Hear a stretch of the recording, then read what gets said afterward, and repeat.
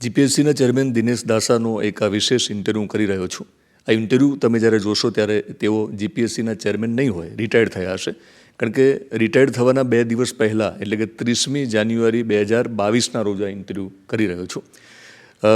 જીપીએસસીના ઉમેદવારથી લઈને જીપીએસસીના ચેરમેન સુધીની એમની સફર આપણે સમજવી છે. કારણ કે તેઓ સફળ જીપીએસસીના ચેરમેન છે. તો એમના ઇન્ટરવ્યૂમાંથી આપણને પ્રેરણા મળશે. ખાસ તો જે સ્પર્ધાત્મક પરીક્ષાની તૈયારી કરે છે એ લોકોને એક પ્રકારની કીક વાગશે.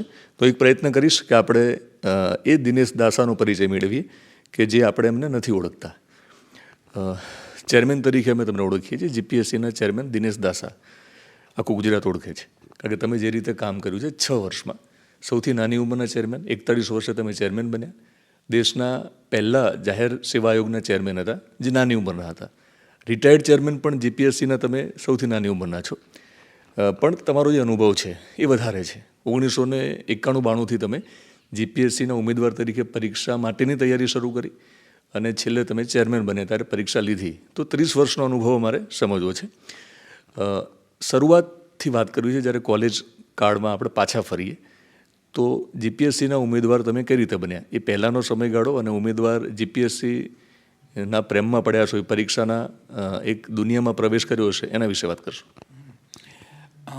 આની વાત કરું તો મારું સ્કૂલિંગ વલ્લભ વિદ્યાનગર ખાતે થયું.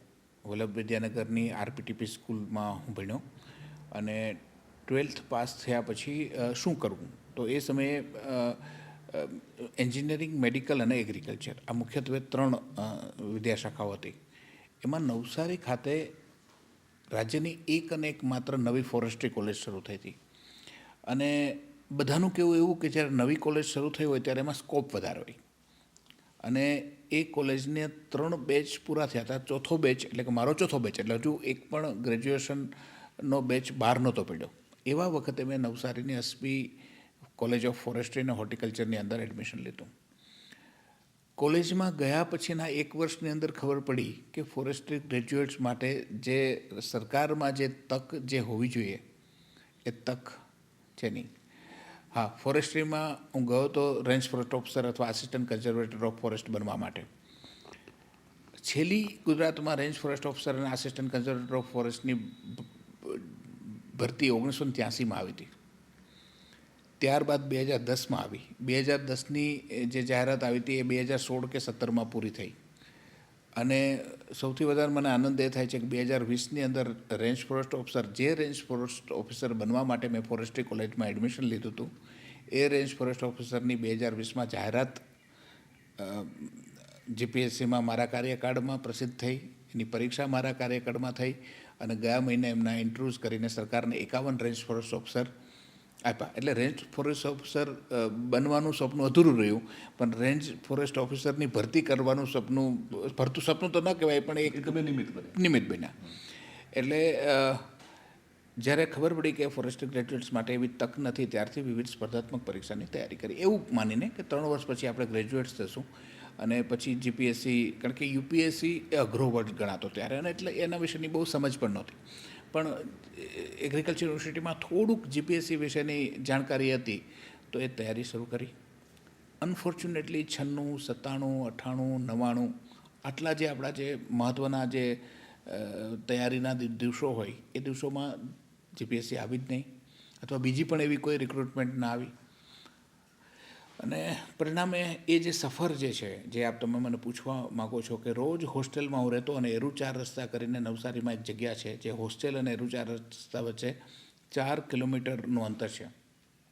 રોજ સવારના ચા પીવાના બહાને 4 કિલોમીટર ચાલતા જવું એરુ 4 રસ્તા અને પોતાનું ભવિષ્ય શોધવાનું કે આજે કંઈ છાપામાં જીપીએસસીની જાહેરાત આવી છે, અને એકદમ ઢીલા પગે પાછું આવવાનું કારણ કે છાપામાં ક્યાંય જાહેરાત ના હોય.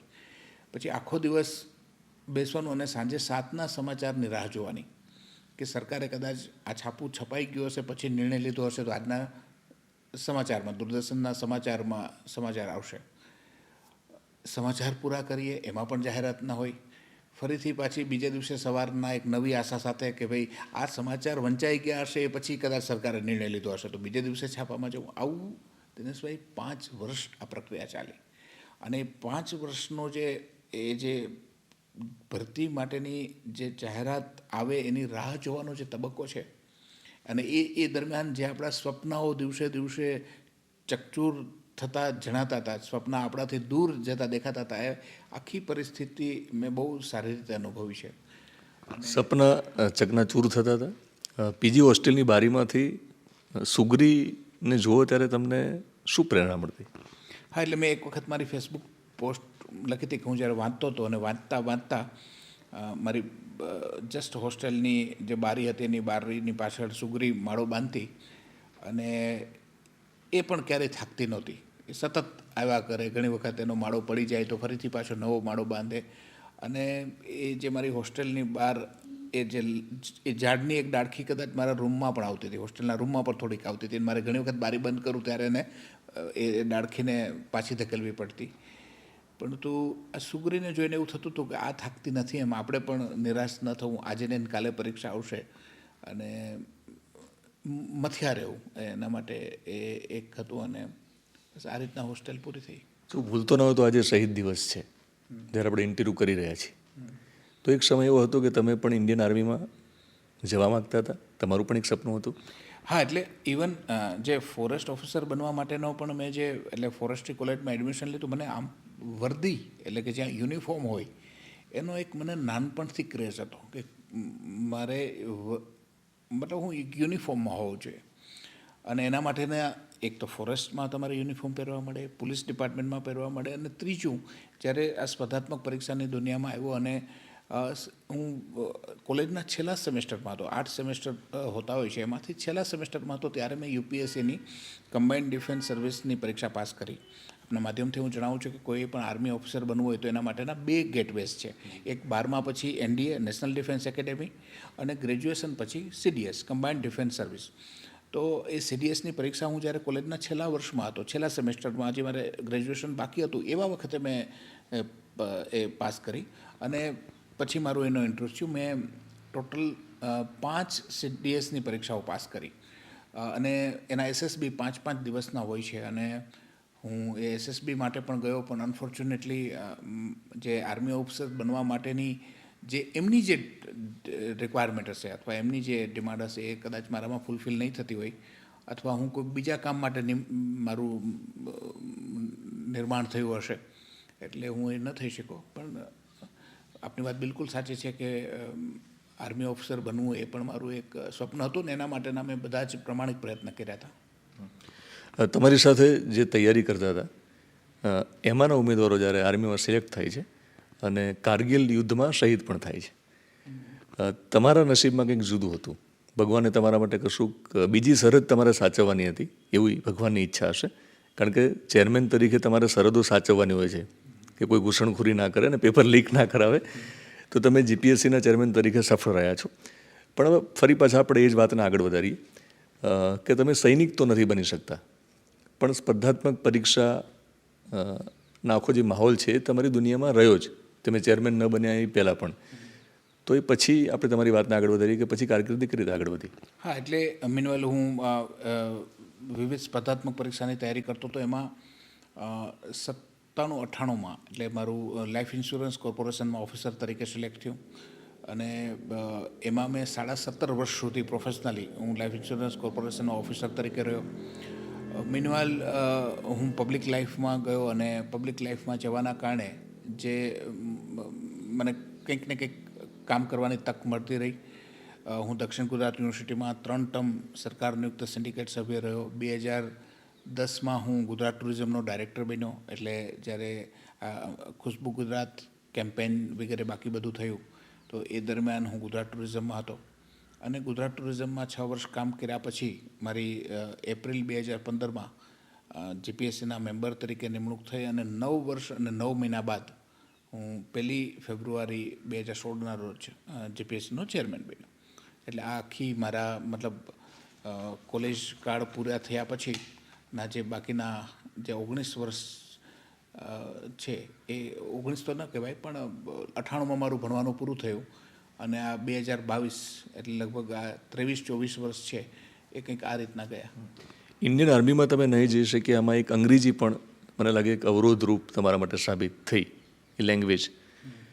એ તમે વાત સમજાવશો ને પછી તમારી સાથે જે કંઈ બન્યું, જે ઘટ્યું એને લઈને તમે જીપીએસસીની પરીક્ષામાં ઇન્ટરવ્યૂ આપવા માટે ઉમેદવારો માટે તમે જે એક પ્રકારની સગવડતા કરી આપી કે તમે તમારી માતૃભાષામાં, તમારી અનુકૂળ ભાષામાં તમે ઇન્ટરવ્યૂ આપી શકો, એ વાત કરશો. અંગ્રેજીનો અવરોધ તમને જે નડ્યો છે એના વિશે વાત કરશો. એટલે જ્યારે મેં ક્યાંક કોઈક જગ્યાએ મને લાગે તો મારી ફેસબુક પોસ્ટ વાંચીને આજે તમે આ બધા પ્રશ્ન કરી રહ્યા છો. મારે સીડીએસની પહેલી પરીક્ષા જ્યારે મેં પાસ કરી ત્યારે મારું પહેલું એસએસબી બેંગ્લોર ખાતે થયું હતું.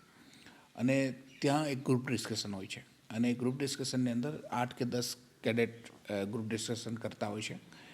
એમાં મોટાભાગના જે એ બેચમાં જે કેન્ડિડેટ હતા એ બધા સાઉથ ઇન્ડિયાના હતા. કોઈ આંધ્રપ્રદેશથી હતું, કોઈ તમિલનાડુથી હતું, કોઈ કેરળથી હતું. હું એક જ ગુજરાતી હતો. અને પરિણામે બધા ઇંગ્લિશમાં ગ્રુપ ડિસ્કશન કરે. મારે મારી વાત રજૂ કરવા માટે હિન્દીમાં વાત કરવી પડતી હતી. અને આપ સમજી શકો કે જ્યારે 8 લોકોમાંથી 7 લોકો કડકડાટ ઇંગ્લિશ બોલતા હોય અને તમે એક હિન્દીમાં બોલતા હોય ત્યારે થોડુંક એક આપણને માયોપિક ફિલિંગ આવે. એટલે હું એવું નહીં કહું કે મારું સિલેક્શન ઇંગ્લિશ નહોતું આવડતું એને કારણે, પણ એને કારણે મારે જે વ્યક્ત થવું જોઈએ યોગ્ય રીતે એ ન થઈ શક્યો. પરંતુ ત્યાંથી આવીને મેં રોજ છાપામાં આખું છાપું ભરી કાઢતો અને કંઈક ને કંઈક અંગ્રેજી લખવું. અને મારું જ્યારે બીજું એસએસબી જ્યારે અલ્હાબાદમાં થયું ત્યારે મને મારું નામ ઉપરથી પણ કોકને એવું લાગે કે હું સાઉથ ઇન્ડિયન હોઈ શક અને દેખાવ પણ કદાચ થોડો ઘણો એવો લાગતો હશે. અને મેં એટલી સરસ ઇંગ્લિશમાં ફ્લુએન્સી કેળવી હતી કે કોઈને એવું ફીલ જ ન થાય, કોઈને એવી ખબર જ ન હોય કે હું ગુજરાતથી હોઈશ. એટલે 6 મહિનાની અંદર મેં આખું જે અંગ્રેજીમાં જે મારી જે જરૂરી અથવા જોઈતી જે ફ્લુએન્સી છે તે કેળવી હતી. બીજી વાત એવી પણ છે કે જ્યારે તમે પરીક્ષા એટલે તમે ઇન્ટરવ્યૂમાં હતા ત્યારે તમે, કારણ કે નિષ્ફળતાની લોકો ઓછી વાતો કરતા હોય છે. એક બીજો પ્રશ્ન જે મને પૂછ્યો કે જીપીએસસીની જે સિવિલ સર્વિસની પરીક્ષા હોય છે બાકી બધી જગ્યાએ તમારે પહેલેથી તમારું માધ્યમ નક્કી કરવાનું હોય છે કે તમારે ઇંગ્લિશ મીડિયમમાં પરીક્ષા આપવી કે ગુજરાતી. એટલે જે હોય કે આપણી વાત કરીએ તો પહેલેથી એવું હતું કે ઇંગ્લિશ મીડિયમમાં પરીક્ષા આપવી કે ગુજરાતી મીડિયમમાં. મારો અનુભવ એવો હોય છે કે કેટલીક બાબતો એવી હોય છે કે જેનું સાહિત્ય માત્ર ને માત્ર ઇંગ્લિશમાં અવેલેબલ હોય છે અને છોકરાઓ તૈયારી ઇંગ્લિશમાં કરતા હોય છે. જ્યારે ઘણી બધી બાબતો એવી હોય છે કે જે ગુજરાતીમાં તૈયારી કરતા હોય છે.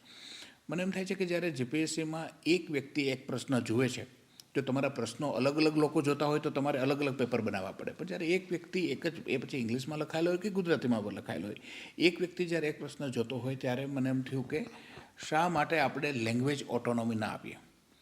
ઉમેદવારે એક જ પ્રશ્નપત્રમાં જે ભાષામાં એમને ઠીક લાગે એ ભાષામાં એણે પ્રશ્ન લખવાની છૂટ આવવી જોઈએ.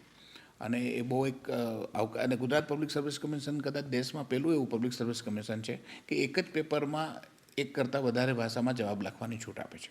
એવી રીતના ઇન્ટરવ્યૂઝની અંદર પણ છોકરાઓને, એટલે હું મારી ફેસબુક પોસ્ટ લખીને લખું છું કે તમારે અંગ્રેજી બોલવું સહેજ પણ જરૂરી નથી.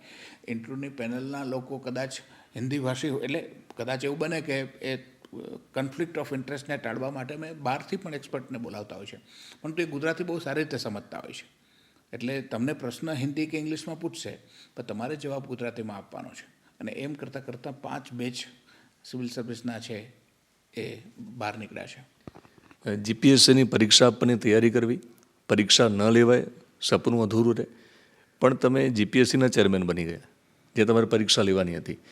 તો જીપીએસસીના ચેરમેન બન્યા પછીની કામગીરીની વાત કરવી છે, પરંતુ વચ્ચે મારે સમજવું છે કે વચ્ચે પણ તમે સતત સ્પર્ધાત્મક પરીક્ષાના માહોલમાં રહ્યા, એના વિશે વાત કરશો. હા, એટલે એ રીતના કહું કે 1992થી મેં પરીક્ષાની તૈયારી કરી. 2000 સુધી તો 2000ની જે જીપીએસસી હતી એની તો પ્રિલિમ્સ પણ મેં ક્લિયર કરી હતી. પછી મેન્સ વગેરે 2002માં મને ખબર નથી ક્યારે થઈ, ત્યારે મારી થોડીક હું અલગ કંઈક કામમાં પડી ગયો હતો, એટલે પછી કરવાનો મતલબ નહોતો રહ્યો. પણ છતાં પણ મેં હંમેશા સ્પર્ધાત્મક પરીક્ષાની તૈયારી ચાલુ રાખી. જે મારે ત્યાં મેગેઝિન જે કોમ્પિટિશન સક્સેસ રિવ્યૂ હોય કે કોમ્પિટિશન રિફ્રેશર હોય કે એક બીજું સિવિલ સર્વિસ ક્રોનિકલ આવતું હોય જમાનામાં, ધ હિન્દુના સ્પેશિયલ એડિશન્સ આવતા, survey of Indian agriculture, survey of Indian industry, survey of Indian environment.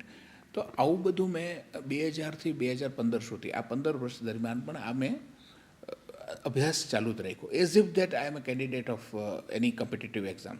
અને 2015 પછી તો હું મેમ્બર બન્યો અને ચેરમેન બન્યો એટલે પરીક્ષા લેવાની થઈ. એટલે એમાં ફરીથી પાછું, કારણ કે આજનો છોકરો જે તૈયારી કરે છે એને મારે પૂછવાનું હોય તો મારે પણ પોતાની તૈયારી કરવી પડે. એટલે ઇન ધેટ વે જો આપણે ગણીએ તો 1992 થી 2022, તો આ 30 વર્ષ જૂનો હું સ્પર્ધાત્મક પરીક્ષાનો ઉમેદવાર છું એવું કહી શકાય. જીપીએસસીના તમે ચેરમેન બન્યા 6 વર્ષનો જે કાર્યકાળ છે એ સફળતાના 6 વર્ષ કહી શકાય એ પ્રમાણે. કારણ કે જ્યારે ગુજરાતમાં પેપર લીક થવાની ઘટનાઓ છાસવારે બનતી હોય ત્યારે તમે બધી જ પરીક્ષાઓને સફળતાપૂર્વક પાર પાડી.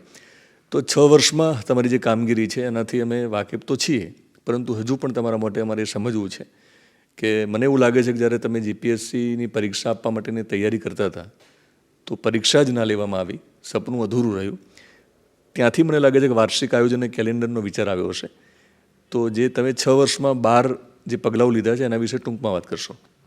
હા, એટલે પેલું આપણે જે વાત કરીએ એ પ્રમાણે ભરતી અંગેની કોઈ અનિશ્ચિતતા ન હોવી જોઈએ. જાહેરાત પ્રસિદ્ધ થયા પછી પરીક્ષા અંગેની કોઈ અનિશ્ચિતતા ન હોવી જોઈએ. પરીક્ષા લેવાઈ ગયા પછી પરિણામ અંગેની કોઈ અનિશ્ચિતતા ન હોવી જોઈએ. આ બધું જ આપણે નિયમિત કર્યું. એટલે 2016, 17, 18, 19, 20 કોરોના કાળમાં કેલેન્ડર એટલા માટે પ્રસિદ્ધ ન થઈ શક્યું કારણ કે જૂનું કેલેન્ડર એડ્રેસ કરવાનું બાકી હતું. તો આ એક નિયમિતતા આવી. OMR આન્સર શીટ, જ્યારે આપણે તમારી સાથે પરીક્ષા વાત કરી રહ્યા છે ત્યારે મારા કાર્યકાળની છેલ્લી 3 પરીક્ષાઓ આજે સંપન્ન થઈ.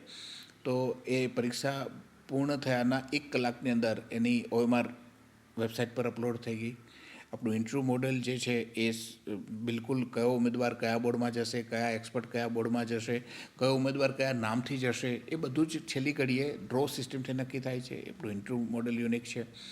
ઓબ્જેક્શન, પ્રોવિઝનલ આન્સર કી પર ઓબ્જેક્શન મેળવવા માટે થઈને આપણે ટેકનોલોજીનો ઉપયોગ કરીએ છીએ, જેમાં ઉમેદવાર અહીં આવવાની જરૂર નથી પડતી.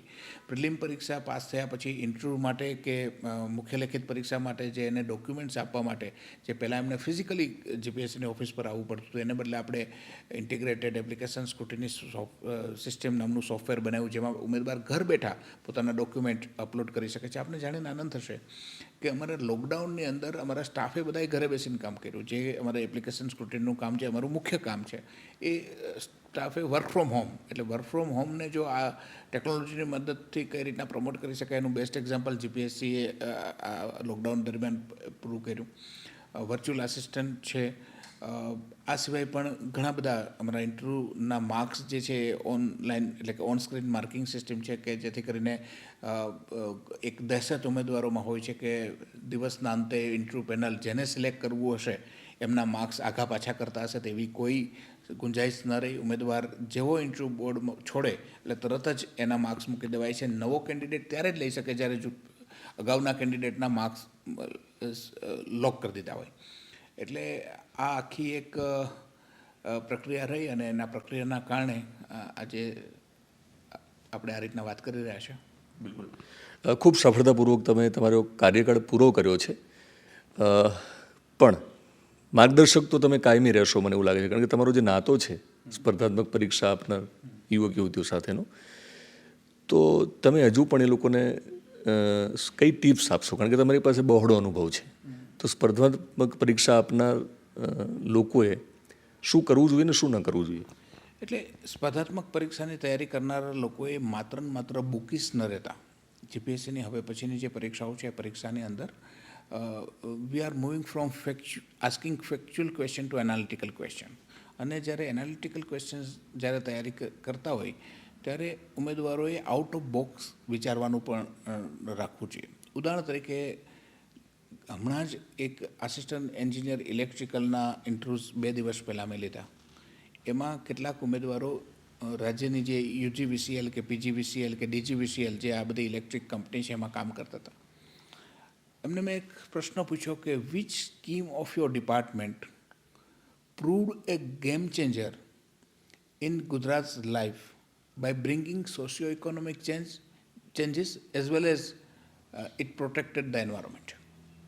તો મતલબ તમારા વિભાગની કઈ સ્કીમ એવી છે કે જે રાજ્યની અંદર રાજ્યનો સામાજિક આર્થિક વિકાસ કરવામાં એમણે મહત્ત્વપૂર્ણ ભૂમિકા ભજવી અને સાથે સાથે પર્યાવરણની પણ રક્ષા કરી? તો મોટાભાગના લોકોને બસ એ સોલાર રૂફટોપ કે અથવા અત્યારની જે વર્તમાન જે સ્કીમ્સ જે છે એના વિશે વાત કરે. જ્યોતિગ્રામ યોજનાની કોઈ ઉમેદવારને ખબર નથી. આપને જાણીને આનંદ થશે કે આ જ્યોતિગ્રામ યોજના આવી એ પહેલાં ગુજરાતના મતલબ જે ગામડાઓ છે એમાં 24 કલાક લાઇટ નહોતી મળતી. ગુજરાતમાં જે ગામડામાં જેનું જે ઇન્ડસ્ટ્રીયલ ડેવલપમેન્ટ જે રીતના હોવું જોઈતું હતું એ નહોતું. જ્યોતિગ્રામ અને બીજું કે એટલું બધું પમ્પિંગ થતું હતું કે જેથી કરીને પાણીના તળ ખૂબ નીચા જતા રહ્યા. ગુજરાતના કેટલાય તાલુકાઓને ડાર્ક ઝોન તરીકે ડિક્લેર કરવામાં આવ્યા. જ્યોતિગ્રામ યોજના આવી જેના કારણે આપણે બધા એના પરિણામો વિશે વાકેફ છે. તો એ આજની સિવિલ સર્વિસની તૈયારી કરનારા વિદ્યાર્થીને પોતાના ડિપાર્ટમેન્ટની સ્કીમ વિશે ખબર હોવી જોઈએ, જે અનફોર્ચ્યુનેટલી ઉમેદવાર એટલા બધા એનાથી અવગત નથી હોતા. આવી તો ઘણી બધી વાતો હશે કે જેમાં માત્ર ને માત્ર તમે અત્યારે સિલેબસ અને સિલેબસ આધારિત જે છે એનું એનાલિટિકલ વ્યૂ તમારી પાસે હોવા જોઈએ, રિફ્લેક્ટિવ વ્યૂ હોવા જોઈએ. હમણાં આપણે કોઈને પણ ક્વેશ્ચન પૂછીએ કે આર્ટિફિશિયલ ઇન્ટેલિજન્સના આઈઓટીઝ વિશે તો બધા જ જાણે છે. હું ઘણી વખત પૂછતો હોય કે સ્ટીફન હોકિંગ્સે એવું કીધું કે the emergence of artificial intelligence is one of the worst chapter in human civilization. Do you agree with his statement? Yes or no? Reflect your views. ઉમેદવાર આર્ટિફિશિયલ ઇન્ટેલિજન્સ વિશે તો એ જે થોડું વિચાર કરવાની જે ક્ષમતા હોય કે કોઈના પણ આવા સ્ટેટમેન્ટ હોય તેના ઉપર, કોઈ એગ્રીકલ્ચર કે બાયોટેકનોલોજીના વિદ્યાર્થી હોય એને આપણે એમ કે instead of completely focusing on genetically modified crop we should preserve our rich biodiversity. Reflect your views. તો આ બધા રિફ્લેક્ટ યોર વ્યૂઝ એટલે હવે તમારે અહીંયા તમારા વ્યૂઝ રિફ્લેક્ટ કરવાના છે. તમારે તમારું એક એનાલિટિકલ એપ્રોચ તમારો બતાવવાનો છે. તો મારી ઉમેદવારોને એવી એક સલાહ છે કે તમે વાંચો, સિલેબસ ને બુકિસ દૃષ્ટિથી ન વાંચો. જે કંઈ સિલેબસના ટૉપિક છે અને જે કંઈ કરંટ અફેર્સના ટૉપિક છે એને રિલેટ કરો અને એના ઉપર તમારું એક સ્વતંત્ર થિંકિંગ, તમારો એક ઇન્ડિપેન્ડન્ટ થિંકિંગ જે છે એ ડેવલપ કરો અને એ લેખિત પરીક્ષા હોય કે ઇન્ટરવ્યૂ હોય એમાં તમે આ રીતના વ્યક્ત થાઓ. મેગેઝિનની ભરમાર છે, ઘણા બધા મેગેઝિન છે, એની સામે સરકારી મેગેઝિન પણ છે અને સરકારી પુસ્તકો પણ છે. તો તમે શું કહેશો કે જ્યારે ચોઈસ કરવાની વાત આવે, કારણ કે સમય ખૂબ ઓછો હોય છે, અથવા સમય હોય તો સમય ખૂટે એ પ્રકારે તૈયારી કરવાની હોય છે, તો કયા સિલેબસને પ્રાધાન્ય આપવું જોઈએ? એટલે હું હજુ તમને કહું છું કે આમાં કોઈ એક નિશ્ચિત ચોઈસ ન કરતા જે સિલેબસને સૌથી વધારે કઈ જગ્યાએ ઘણી વખત સરકારી સાહિત્ય જે ઓથેન્ટિક હોય છે, સરકારી સાહિત્યમાં ડેટા અને બાકી બધું હોય છે. જે પ્રાઇવેટ જે સાહિત્ય છે જેને તમે કહો છો એમાં ઘણી વખત એક બહુ સરસ એનાલિટિકલ એમનું એક અન્ડરસ્ટેન્ડિંગ આપ્યું હોય છે. ત્યારે ઉમેદવારે પોતે કયા ટૉપિક માટે કયું સાહિત્ય વધારે ગુણવત્તાસભર છે એ જાતે જ નક્કી કરવું પડે અને એ નક્કી કરીને એમણે નક્કી કરવું પડે. ઇતિહાસના પુસ્તકો છે તો એક 5 થી 12 ધોરણની ઇતિહાસની બુક તો છે જ. ગુજરાત ગ્રંથ નિર્માણ બોર્ડના પુસ્તકો ખૂબ સારા છે. અમે જ્યારે તૈયારી કરતા હતા ત્યારે રાજસ્થાન ગ્રંથ નિર્માણ બોર્ડના પુસ્તકોની ખૂબ બોલબાલા હતી. યુપીએસસીના બધા લોકો પણ રાજસ્થાન ગ્રંથ નિર્માણ બોર્ડના પુસ્તક એક હતા. અત્યારે તો ખબર નહીં અવેલેબલ છે કે નહીં. એટલે દિનેશભાઈ, કયું સાહિત્ય એ ઉમેદવારના પોતાના ઉપર આધારિત છે કે એને કયું મટીરિયલ વધારે ગુણવત્તાસભર લાગે છે. શું કરવું એ તો આપણે ઘણી બધી લાંબી યાદીમાં કહી શકીએ, પણ શું ન કરવું એ પણ તમે કહો તો કમસે કમ ઉમેદવારો જો ધ્યાન રાખે અને એટલી વસ્તુ ન કરે તો પણ ઘણા પરિણામમાં ફરક પડશે. એક નકારાત્મક વાતોમાં ના આવવું. નંબર 2, સંશય અને શંકા કરવાનું ટાળવું. આ દુનિયામાં જેટલી વસ્તુઓ ખરાબ થતી હશે એના કરતાં અનેક ગણી સારી વસ્તુઓ પણ થાય છે. મેં અગાઉ પણ ક્યારેક કોઈક જગ્યાએ કીધું હતું કે મતલબ અફવાને, રૂમર્સને અથવા ખોટી વાતોને કોઈ સાબિતીની જરૂર નથી હોતી, પણ સાચી વસ્તુઓ જે કંઈ હોય છે એને પ્રમાણની જરૂર પડતી હોય છે. ત્યારે ઉમેદવારોને મારી એની પાસેથી અપેક્ષા કે તમે કોઈ નકારાત્મક વાતોમાં ના આવો. શક્ય બને ત્યાં સુધી હકારાત્મક એટમોસ્ફિયરમાં રહો. હકારાત્મક એટમોસ્ફિયરમાં રહેશો તો તમારા તરફથી એક પોઝિટિવ વાઇબ્સ છૂટશે અને તમારું જે વાંચનનો જે આખો જે તબક્કો છે એ બહુ સારી રીતે થશે. એટલે તમે જે જગ્યા ઉપર જાઓ છો, જે જગ્યા માટે તમે ઇન્ટરવ્યૂ આપી રહ્યા છો, જે જગ્યાની તૈયારી કરાવો છો, એ જગ્યાની એક પોતાની OLQ હોય છે. તમે આસિસ્ટન્ટ પ્રોફેસર બનવા માંગતા હોય તો એમની OLQ ઓફિસર લાઇક ક્વોલિટી એ અલગ છે. તમે ફોરેસ્ટ ઓફિસર બનવા માંગતા હોય તો એ અલગ છે. તમે રેવન્યુ ઓફિસર બનવા માંગતા હોય તો એ અલગ છે. જે જગ્યા પર તમે જઈ રહ્યા છો એ જગ્યાની રિક્વાયરમેન્ટ શું છે અને એ રિક્વાયરમેન્ટને અનુરૂપ તમારી જાતને ઢાળો. એટલે એ પ્રકારની ઓફિસર લાઇક ક્વોલિટી તમારી અંદર ડેવલપ કરો.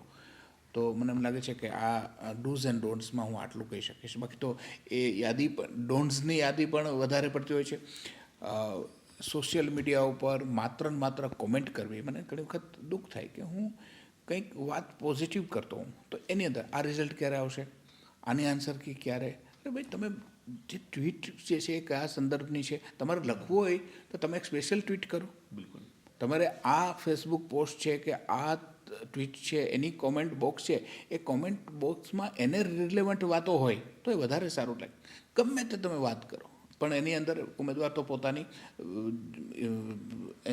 સિવિલ એન્જિનિયરનું રિઝલ્ટ આપ્યું, મિકેનિકલનું શું, ભૂગોળનું શું કે આનું શું. એટલે આ જે ડિજિટલ એટિકેટ્સ જે છે એ પણ એક પર્સનાલિટીનો ભાગ છે, એ પણ તમારું વ્યક્તિત્વ છતું કરે છે.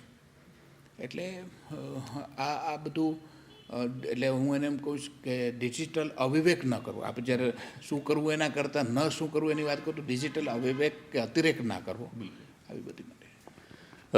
તમે જ્યારે રિટાયર્ડ થવાના છો ને, જ્યારે ઇન્ટરવ્યૂ લોકો જોતા હશે તો તમે રિટાયર્ડ થઈ ગયા છો ચેરમેન તરીકે, પણ હવે શું કરશે દિનેશ દાસા? એવા પણ મનમાં સવાલો યુવાનોને થતા હશે, કારણ કે તમે બેસી રહો એવા માણસ નથી નિરાંતે.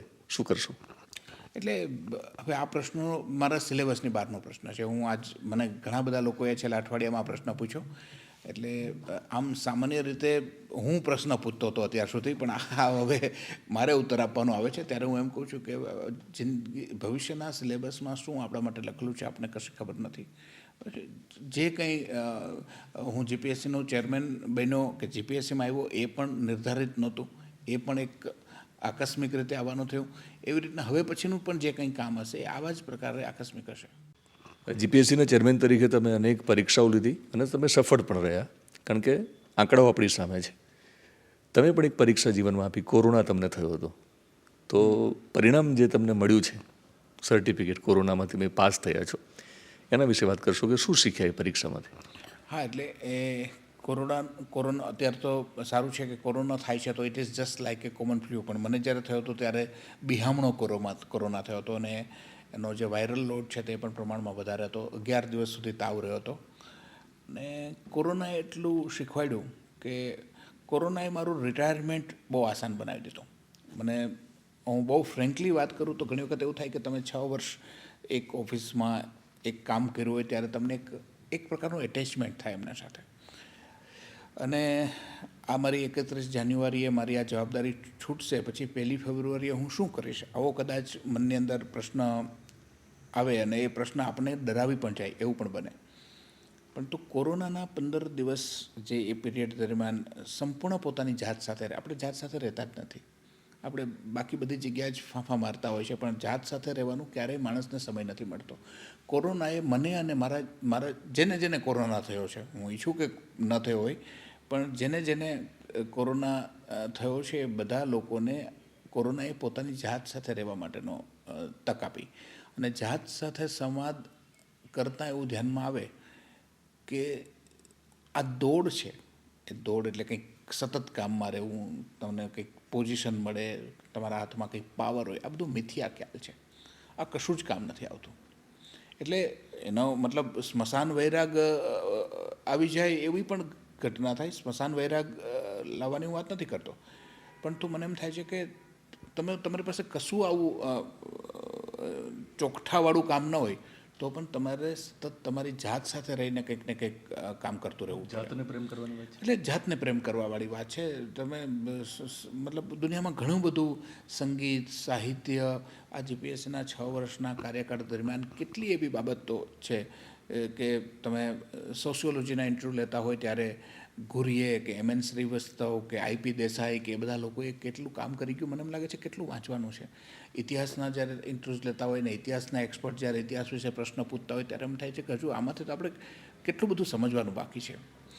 ઇકોનોમિક્સના આસિસ્ટન્ટ પ્રોફેસર ઇકોનોમિક્સના ઇન્ટરવ્યૂઝ જ્યારે આસિસ્ટન્ટ એટલે ઇકોનોમિક્સના એક્સપર્ટ સાથે લેતા હોય ત્યારે એમ થાય કે આટલી બાબત તો આપણને એક સિટીઝન, ભલે આપણે ઇકોનોમિક્સની થિયરીઝ ડેવલપ ના કરી શકીએ પણ એને કરી શકાય. મારું પોતાનું સસ્ટેનેબલ ડેવલપમેન્ટ પર પીએચડી થયું છે. એમાં મેં ડાંગના મોડેલ ઉપર કામ કર્યું છે.